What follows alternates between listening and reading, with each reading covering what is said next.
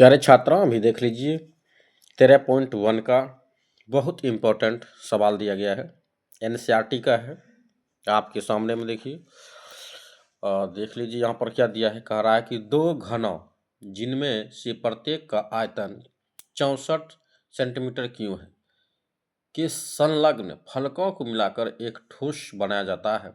इससे प्राप्त घनाभ का पृष्ठीय क्षेत्रफल ज्ञात कीजिए। तो यहाँ पर समझने वाली बात देखिए, दो घनों जिनमें से प्रत्येक का आयतन कह रहा है 64 सेंटीमीटर क्यूब है कि संलग्न फलकों को मिलाकर एक ठोस बनाया जा रहा है। अब मान लीजिए दोनों को देख लीजिए दिया गया है। मिलाने के बाद देखिए, मिलाने के बाद क्या होता, मतलब योग करेंगे, इनके बाद एक ठोस बनाया जा रहा है, मतलब उसकी जो आकृति बनेगी वो घनाभ के आकार का, घनाभ की आकृति के तरह बनेगा। कैसा आकृति? घनाभ की आकृति का। जब देखिए ये अकेला है, ये भी देखिए अकेला है, तो जब जोड़ेंगे तो वाजिब है इसका जो है क्या बढ़ेगी, तो लंबाई बढ़ेगी। क्या बढ़ेगा? लंबाई। तो ये देखिए घन है, क्या है ये? घन। घन को इंग्लिश में क्या बोलते हैं? क्यूब बोलते हैं। क्या बोलते हैं? क्यूब बोलते हैं। ये भी देख लीजिए क्या है, तो घन है। तो घन का लंबाई जो होता है ये एल से दर्शाते हैं लंबाई को। देख लीजिए ये क्या हमारा चौड़ाई है, चौड़ाई को हम लोग बी से दर्शाते हैं, और हमारा ये क्या है? ऊंचाई है। तो देखिए ऊंचाई जो है ये क्या है कि बराबर होता है। घन का अगर पूछ दिया जाए लंबाई चौड़ाई ऊंचाई क्या है, मतलब घन के सभी भुजा जो होते हैं आपस में क्या होते हैं? बराबर होता है। तो जब इसका बराबर है, ये भी घन है, इनका भी क्या हो जाएगा? बराबर ही होगा। तो घनाभ की जो आकृति है जो बनेगा, इसका कारण हमको क्षेत्रफल निकालने के लिए। तो सबसे पहले हमको देखिए इस सवाल में दिया क्या है, तो लिखेंगे दिया है, क्या दिया है? तो घन का आयतन क्या दिया है? तो घन का आयतन, घन का आयतन का सूत्र आप सभी लोग जानते होंगे। तो क्या होता है, जब कितना दिया हुआ है तो देख लीजिए घन का आयतन जो हमारा दिया है 64 सेंटीमीटर क्यूब। कितना है? तो 64 सेंटीमीटर क्यूब। तो इनका आयतन देखिए सूत्र क्या होता है, तो घन का आयतन होता है भुजा क्यूब। कितना होता है? भुजा। तो मान लीजिए ये क्या है? ये इसका भुजा है, सभी क्या है? इनका भुजा। जब बोल रहे हैं कि यह क्या है, आपस में क्या होंगे? तो बराबर होंगे। तो अब देखिए यहाँ पर कितना 64 सेंटीमीटर क्यूब हो जाएगा। तो इसलिए देखिए ए का मान निकालेंगे, यहाँ पर देखिए इसका चिन्ह क्या हो जाएगा, इस तरह डालेंगे।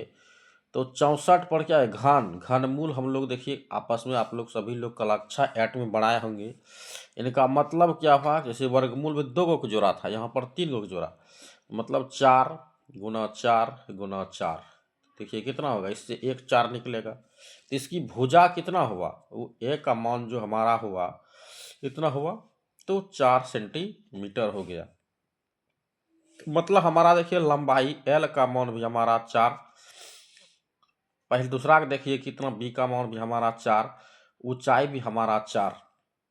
तो बढ़ेगा जब दोनों देखिए मिल रहा है, इसका 4 हुआ तो इसको इसमें सटा देंगे तो आकृति देखिए किस तरह का बनेगा, एक लंबा सा बनेगा। एक लंबा, लंबा में देख लीजिए, लंबा मतलब घन के नहीं आकार का ना, घनाभ का आकार का बनेगा। कैसा? घनाभ का आकार का। तो जब इस ये 4 सेंटीमीटर है, ये भी 4 है, तो कितना हो जाएगा? तो दोनों को जोड़ेंगे तो वाजिब है इसकी लंबाई कितनी हो जाएगी, तो 8 सेंटीमीटर।